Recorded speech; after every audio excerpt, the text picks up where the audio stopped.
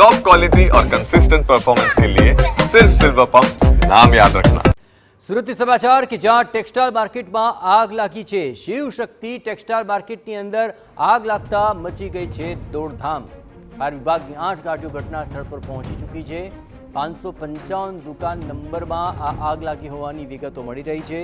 સુરતમાં 24 કલાકમાં 3 આગની ઘટનાઓ સામે આવી।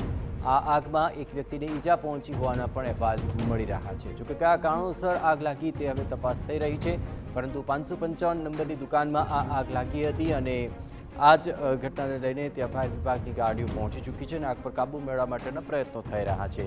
આગમાં એક વ્યક્તિને ઈજાઓ પહોંચી હોવાની પણ વિગતો મળી રહી છે।